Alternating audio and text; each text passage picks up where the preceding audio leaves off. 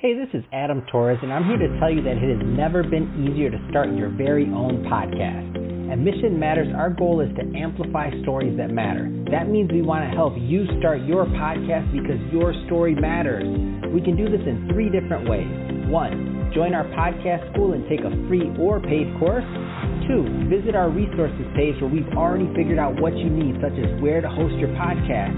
Or 3, heck, we can even do everything for you through our podcast agency, including editing for cheaper than you can do in-house. Oh, and no contract, service is month to month. Get started by heading over to missionmatters.com and click on Start a Podcast. All right, now let's get into the show. Hey, I'd like to welcome you to another episode of the Mission Matters Business Podcast, your source for all things business. My name is Adam Torres. You can follow me on Instagram at AskAdamTorres to keep up with my book releases, book tour schedule, signings, all that other good stuff. Always love to connect with you there. And as always, if you'd like to apply to become a co-author of one of my upcoming books, just head on over to the website, missionmatters.com, and click on Become an Author to apply. All right, so today I have Trevor Martin on the line, and he's founder and CEO over at Nam's Bake Shop. Trevor, welcome to the show. Hey, Adam. Thanks for having me. Oh, man. So, Trevor, I'm excited to have you on the show for the audience. Hey, so I opened up my door the other day, yesterday, I think, before recording this thing, and there was this big, beautiful box of cookies. I'm like, I didn't know what it was. I opened it. I thought it was an Amazon package or something. I'm like, what? This is an Amazon package. They must have ran out of boxes.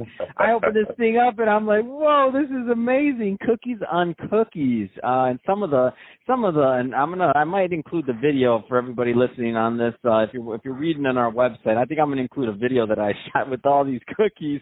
We'll embed that in the show so you can check that out too. But Trevor, I want to get into a couple things here today. So we're going to get into these cookies. We're going to get into corporate gifting.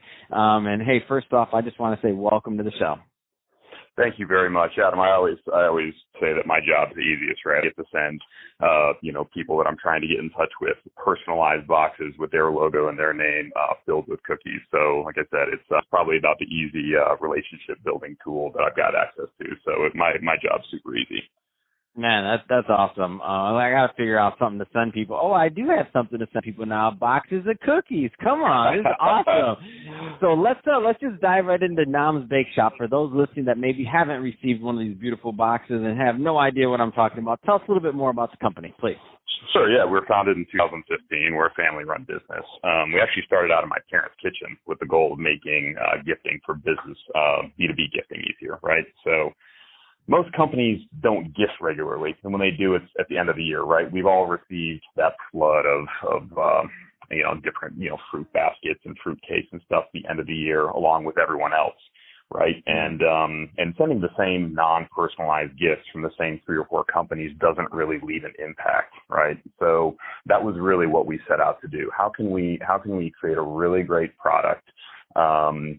Make it very easy to send, right? Because part of the reason people aren't sending gifts regularly is because it's a pain in the butt to send. And then how can we also add an element of personalization so it really makes it seem like the sender, you, have spent the time to really make that recipient feel important and to really stand out. And so we really do that by having 3 differentiators, right?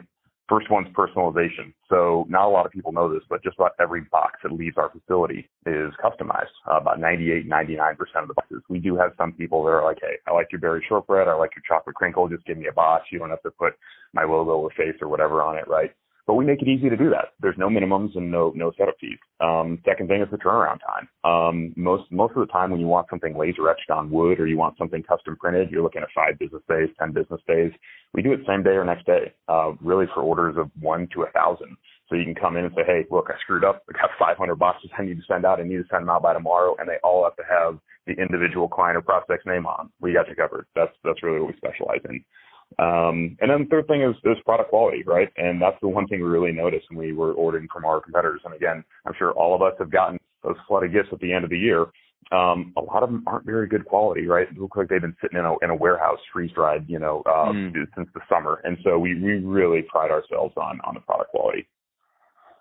That's awesome, and I love it. And just speaking from experience, I was eating the cookies. I mean, I've shared some already with people, and it's only been maybe 24 hours. I've shared the story with some people, and this before even reading this, and that was just from the taste of the cookies. Just throwing this out there, they are delicious. That s'mores one, I was like, what is this s'mores? What is this, witchcraft? How do you make it taste so good? It was ridiculous. The crazy thing about the s'mores, that's actually that's gluten free. So if you can believe that or not. I don't know what it was. It was definitely, so I'm just going to say it was guilt-free because I ate it so much. It was delicious. I don't care. Gluten, whatever you want in that thing. Give me more. It was so good. So Trevor, I want to go a little bit further into today's topic. So this whole idea of gifting as a sales and prospecting tool. So a lot of business owners, entrepreneurs, executives out there listening, and some maybe have used gifting in the past as a maybe obviously a thank you or something like that. But I don't think that gifting as a sales and prospecting tool gets enough attention. So tell us a little bit more about your experience in this, because you're in the middle of this day in and day out. Day in and day out, yep. And so, as far as client, we really have, we've got a bunch of different reasons people use us to gift, but client appreciation is a big one, and that can't be overlooked in the sales process, right? And so it's a great way to thank your client after a sale. So we especially see this in the referral business, right? So anything in the real estate or mortgage or anything where your sales really rely on staying top of mind and having your existing clients refer you. So the real estate industry absolutely loves us because our wood boxes are a great way to leave behind your logo, right? So you send somebody a box, and for the most part, nobody's going to be throwing a wood box away. I mean, right? For the most part, it's as long as we got your name right and your logo right, you're going to keep that, right? You're gonna repurpose it somewhere. So that's from a client appreciation standpoint, people absolutely love, to send these boxes. And I encourage you, if you're not going to send, one of our products, make sure you send something. Don't have it be a pen or a keychain, right? Where they're going to forget, forget you after you end up sending it.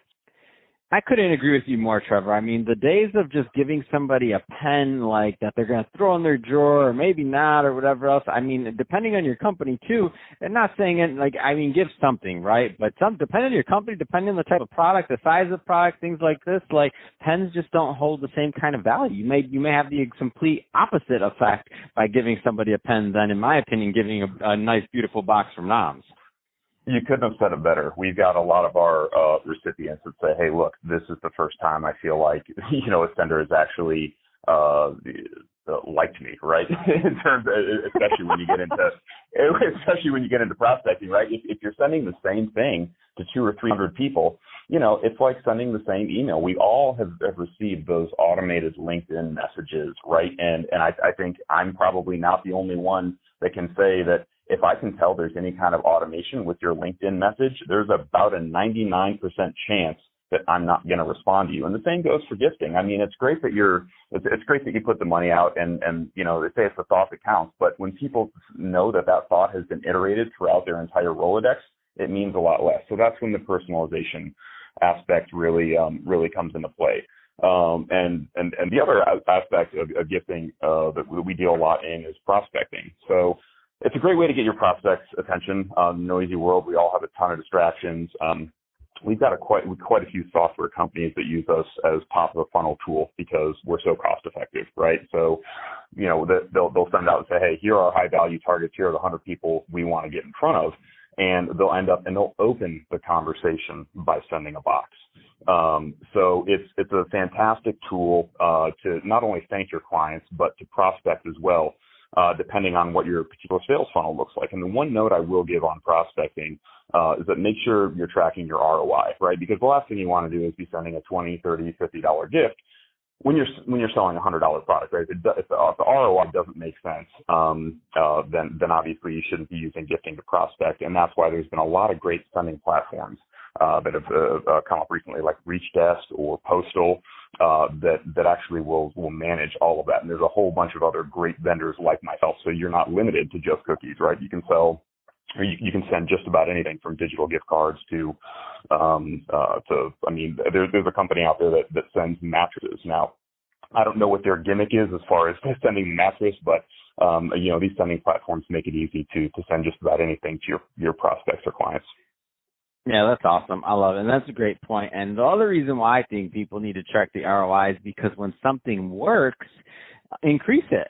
Like, that's the problem. Like, sometimes people don't track the ROI, whether it's gifting, whether it's lead gen, whether it's whatever. If it works, like you send out some boxes of noms, you get a good ROI on it, whatever your metric is, and you start getting clients. Guess what? It's time to place some bigger orders. It's time to get some more lists, time to get your salespeople fired up about it, and it's time to increase the business wherever you got that increasing ROI. So that always kills me with many people in terms of companies. I'm like, okay, so this is working. So instead of going deeper in what's working, you decide to try something else. Okay, I mean, I'm all for experimenting and testing, but hey, if it's working, I'm also for if it's not broke, don't, you know what I mean? Why are we going to try to reinvent things?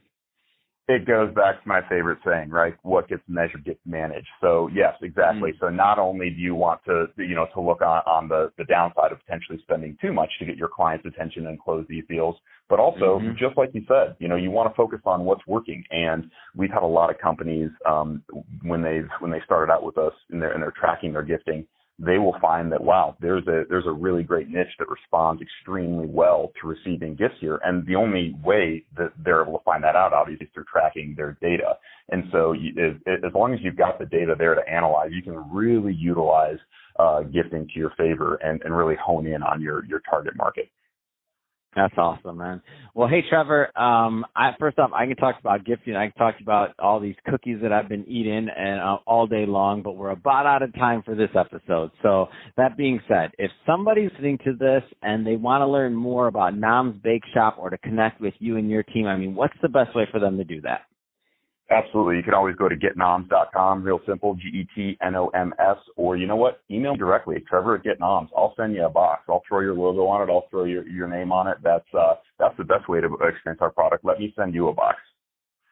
Fantastic. Well, Trevor, really appreciate you coming on the show today and sharing more about your background and all the great stuff you're doing over at Noms Bake Shop. And to the audience, as always, thank you for tuning in.